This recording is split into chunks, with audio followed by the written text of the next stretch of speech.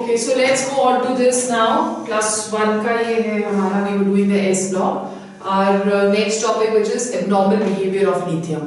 Now we already know why lithium that is going to show abnormal behavior.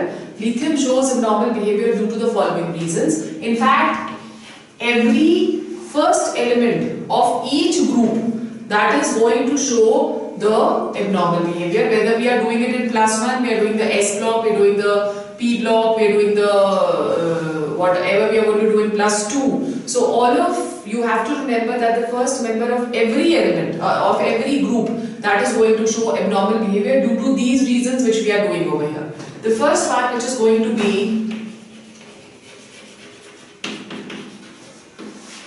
smaller size.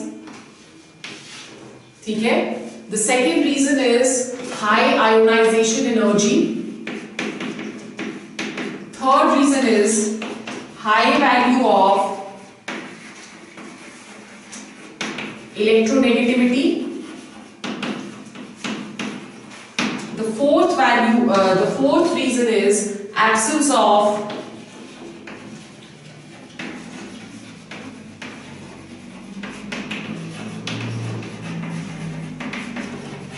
vacant d orbitals. ठीक है? So these are the reasons. Now we already know that if the ionization energy that is going to be high, the electropositive character of lithium that is going to be less, as a result of which lithium that is going to be the least metallic amongst all the elements of this particular group. Right? Now non-availability of d orbitals means that when we are looking at the electronic configuration of lithium, the electronic configuration that is equal to helium 2s1. This is the electronic configuration of lithium. Now in case of the second subshell, there is only S and P present. There is no D present. So therefore there are no empty D orbitals which are present, owing to which it will not be able to extend its valency like rest of the members can easily do. ठीक है? So these are the reasons over here. So let's just see, okay, one more point, that in case of lithium specifically, when we are talking of, it is going to have strong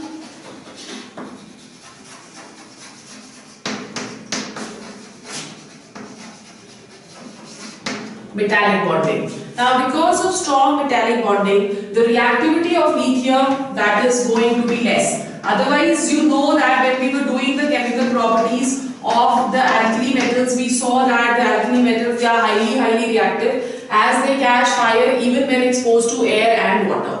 Over here, lithium that is going to have very less reactivity. The reason behind this is that it has strong metallic bonding amongst its atoms. Okay, so let's go on to the differences in properties of lithium with respect to rest of the members of the family.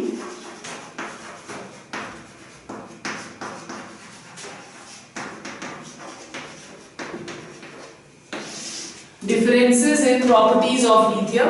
The first difference which we are going to study is that it is more harder and lighter than other alkali metals. So it is going to be more harder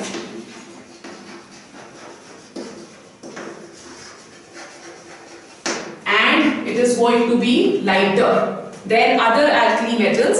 Then number 2, it is not affected by air because of its less reactivity. It is going to be not affected by air, which means that it does not catch fire when it is exposed to air, right? Whereas when we are talking of sodium and potassium, they easily catch fire when they are exposed to air. So this has less reactivity, that is why, because of the strong metallic bonding which it has. Then it reacts slowly with water. Rest of them, they react very vigorously with water. This is going to react slowly with water to liberate hydrogen. Okay? It is going to very slowly react with water to liberate hydrogen. Then it does not react with oxygen below 0 degrees Celsius. It does not react with oxygen below 0 degree Celsius. Again, this shows that the reactivity that is going to be less. Now over here we've already seen that lithium, it only forms monoxides. We've already discussed this. It does not form, it is not going to form peroxides, and it is not going to form superoxides like sodium and rest of the elements. Because of small size of lithium, it is only able to form monoxides. Now over here it is seen that it is the only metal which is going to directly react with, it is the only metal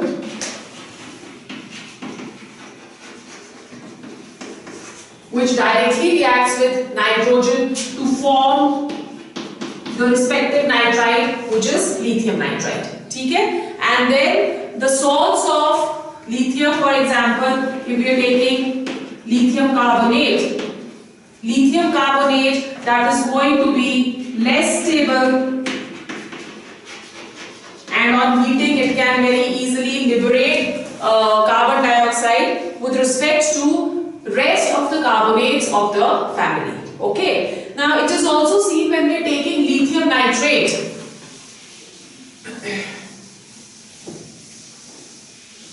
Lithium nitrate, when decomposes, it decomposes in a different manner than rest of the members of the family. So we are taking lithium nitrate on heating, that is going to give us lithium monoxide, plus it will give us nitrogen dioxide, plus it is going to give us oxygen, right? Whereas if we are talking of nitrates of other members of the family, for example, we are taking sodium nitrate over here, that is going to dissociate to give us sodium nitrite plus oxygen. So there is a difference in reaction on decomposition of lithium nitrate and other nitrates of the family. Okay? Then when we are talking of lithium sulfate, it is seen that lithium sulfate is the only alkali metal sulfate which does not form double salt. So these are the type of questions which can come to you in the competition. Okay, so lithium sulfate is the only sulfate of the family which does not form double salts, right? And then lithium hydroxide is a weaker base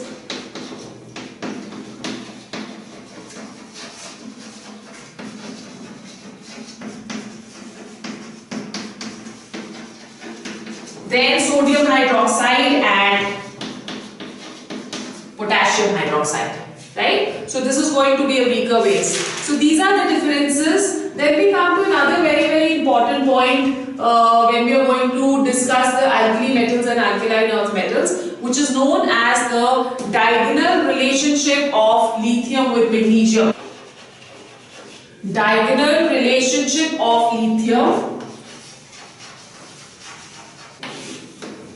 with magnesium, right? It is seen that there are many properties in which lithium and magnesium, they are going to be same. So in general we say that there are certain members or certain elements of the second group, right? There are certain elements of the second group which show similarities with the elements of the third period of the next group. So in general we can say that if you're talking of the periodic table over here, let's say we have lithium, sodium, potassium, beryllium, magnesium, calcium, okay? Then we have boron, aluminium and gallium. Let's only talk of these few elements in the periodic table. It is seen that the first member of the first group that has similarities with the second member of the next consecutive group. So lithium and magnesium, it is going to have similarities. Similarly, when we are talking of beryllium and aluminium also seem to have certain similarities. This is known as diagonal relationship. Now what is going to be the cause of this similarity over here? The cause of this similarity is that when we are traveling from lithium to beryllium, the size that is going to decrease. Okay? And when we are going from beryllium to magnesium, the size that is going to increase. So as a result, lithium and magnesium, they have almost same values of atomic radius and ionization energies. In a similar manner, if we're talking of beryllium and we're talking of aluminium over here, so beryllium to boron, again size that is going to decrease, and when from boron to aluminium the size is going to increase. So beryllium and aluminium, both of them, they are going to share the same sizes and same value of ionization energies. We can very well understand this by taking the figurative, you can say, values of certain properties. For example, when we are talking of atomic radius of lithium, as I said that the atomic radius of lithium and magnesium, that is going to be same. So over here it is 152 picometers, and when we go on to magnesium, it is going to be 160 picometers. So there is not much of a difference in sizes. Okay? So both they have almost same electronegativities. When we are talking of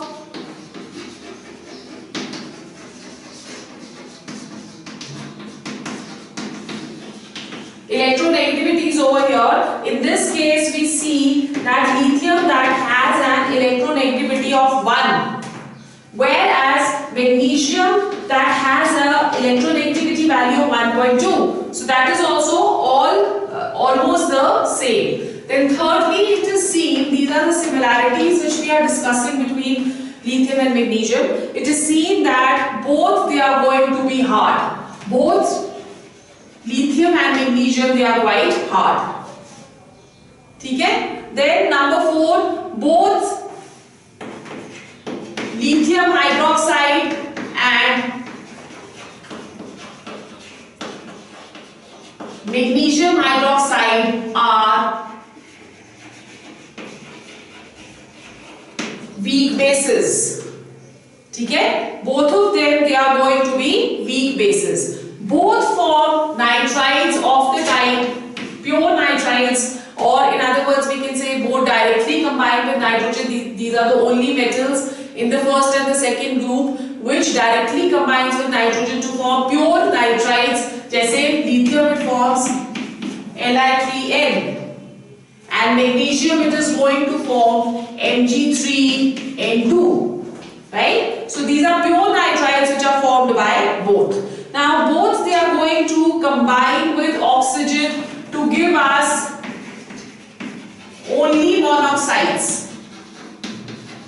Neither lithium nor magnesium, they are going to form superoxides and peroxides. They are only going to form monoxides. Then the carbonates of both these metals,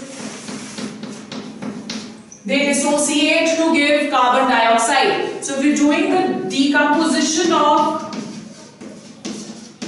lithium carbonate, this is going to give us Li2O plus carbon dioxide. In a similar manner, if we are taking magnesium carbonate,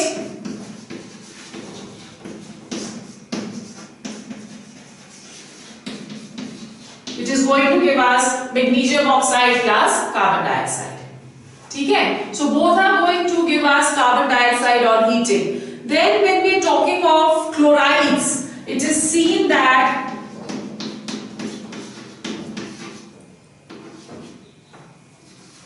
chloride of lithium, which is taken as lithium chloride LiCl, and chloride of magnesium, both of these, they are going to be deliquescent in nature, right? That means that both of them, they are going to have water of crystallization. So it is seen that lithium chloride that exists as LiCl.2H2O and magnesium chloride that exists as MgCl2.8H2O. So both of them, they are going to be deliquescent in nature. Okay? And also both lithium and magnesium chloride, they are going to be soluble in ethanol rather than in water. Whereas you know know that NaCl and KCl, all of them, they are going to be solved in water. The chlorides of lithium chloride, of lithium and magnesium, they are going to be soluble in ethanol rather than in water. Okay? Now when we are talking of nitrates over here, both are going to react in a similar manner to liberate nitrogen dioxide as the reaction which we have just done. Okay? So we are talking of lithium nitrate.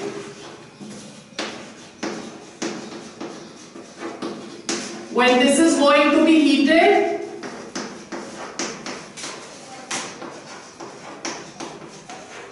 the products form, that is going to be lithium monoxide plus nitrogen dioxide plus oxygen. In a similar manner, if we are taking over here magnesium nitrate,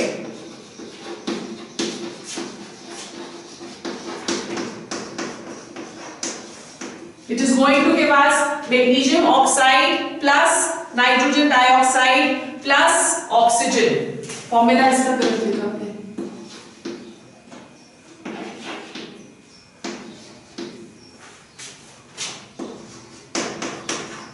Plus oxygen.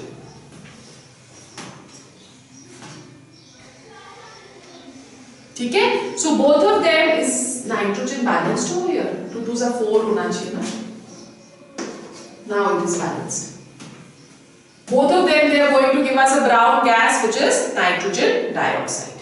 ठीक है? So this is what the diagonal relationship is. Let's just go on to the general uses of alkali metals. So we are going to talk of uses, and we will talk of uses of all the metals. The first one which we will discuss, that is lithium, right? Now lithium, that is used in the manufacture of various alloys. There are many alloys because we know that lithium is hard. So in order to give hardness to the metals, they are generally used in the manufacture of various alloys. For example, when we are talking of one alloy which is the alloy of lithium and magnesium, this alloy that is going to be very hard and corrosion resistant. These are the two properties which it has. So it is used for armor plates. Armor plates, they are used in wars. ठीक है? And they are, this is also used in aerospace components.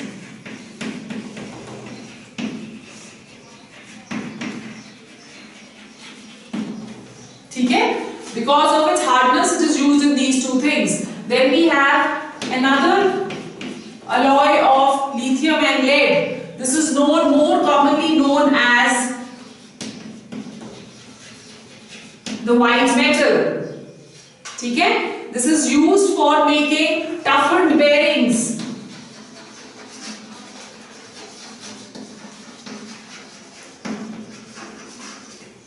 Right? This is used for ball bearings which are used, and it is also used for sheets of cables. So जिससे cables बनाए जाते हैं, because of its tough nature, it can be used to make this. Then we have another alloy of lithium and aluminium which is used in manufacture of aircraft parts. Again, due to the tough nature. Okay. Then second we have is, this is the three alloys which are present, which have certain importances. Then we have lithium that is used in refining of copper and nickel because of its high reducing properties. We know that lithium, that is at the bottom of the periodic table, so it is going to be a good reducing agent. So it can be used for the refining of copper and nickel. ठीक है? Then it is also used to produce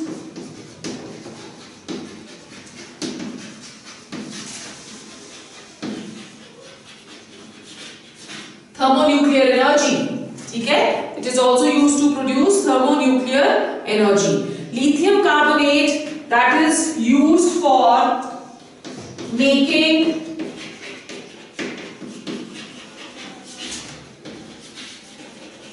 tough glass, right? It is going to be used in making tough glass, which is weatherproof and it is very, very strong. Right? In a similar manner, when we are using lithium chloride, this is used in air conditioners,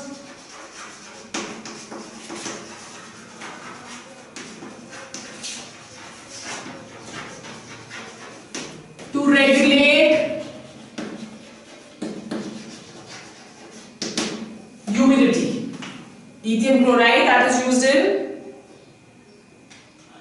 air conditioning plants to regulate humidity. Then lithium hydride that is used to generate hydrogen.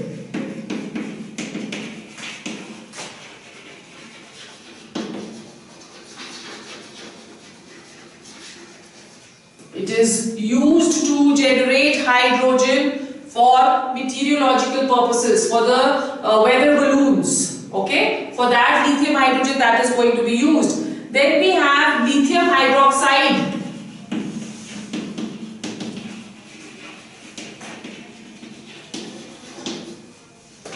Which is used to absorb carbon dioxide from the exhaled air.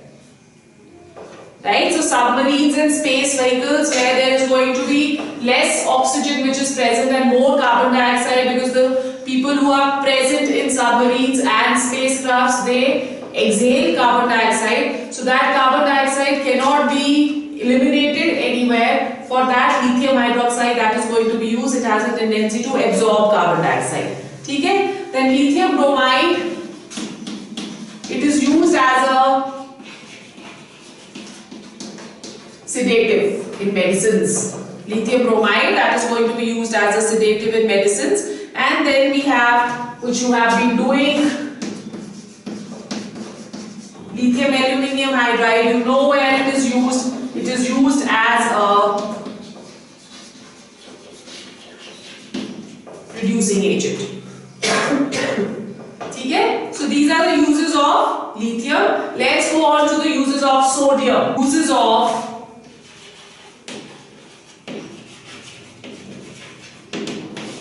sodium. When we are doing the uses of sodium, we know that sodium and mercury amalgam that is used for the preparation of many organic compounds. Okay? Then liquid sodium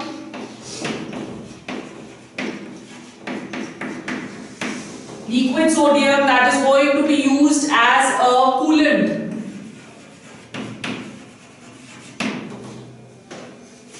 As a coolant in nuclear reactors. Right? Then number 3, sodium is used to prepare tetraethyl lead, which is used as an anti-knocking reagent in the vehicles.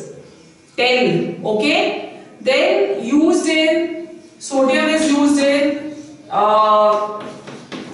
sodium vapor lamps. That is going to be used in sodium vapor lamps. Right? Then sodium is also used in the very, very important Lasane's extract for estimation of halides, nitrogen and sulfur. Okay, so this is a Lasane's extract which we will do further in our organic chemistry of +1, that how we are going to form Lasane's extract. Then next we have, this is used in the manufacture of many compounds like NaNH2, sodium cyanide, which can be further used for the manufacture of fertilizers. Right? Then this is also used for the extraction of boron and silicon. Okay? Now over here it is used as a reagent in certain organic reactions, for example Imows reaction, for the synthesis of some organic compounds. Okay? and then it is used in the industry for production of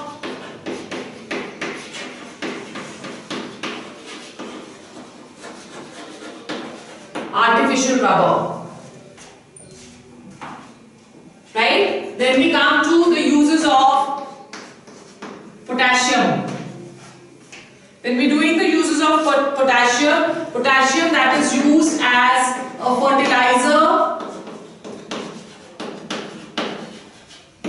in agriculture, okay? Then it is over here you can see that when we're talking of KCl specifically, KCl that is used as a fertilizer. Then we have KOH. KOH that is used in the manufacture of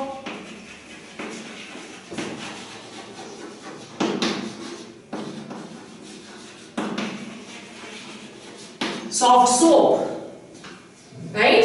It is used in the manufacture of soft soap. Then we have potassium nitrate,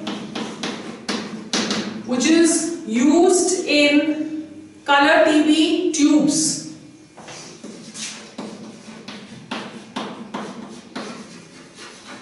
So this is the material which is going to be used in the color TV tubes, and also in fluorescent lights also KNO3 that is going to be used. So these are a few uses of sodium, potassium and lithium, which are the important members. Then you also know that potassium that is used in photovoltaic cell, and same is the case with cesium that is also used in the photovoltaic cells, right? So now we have to do certain compounds of sodium which we need to discuss, but that we will only discuss in our next class. So with that we finish our S block. Okay?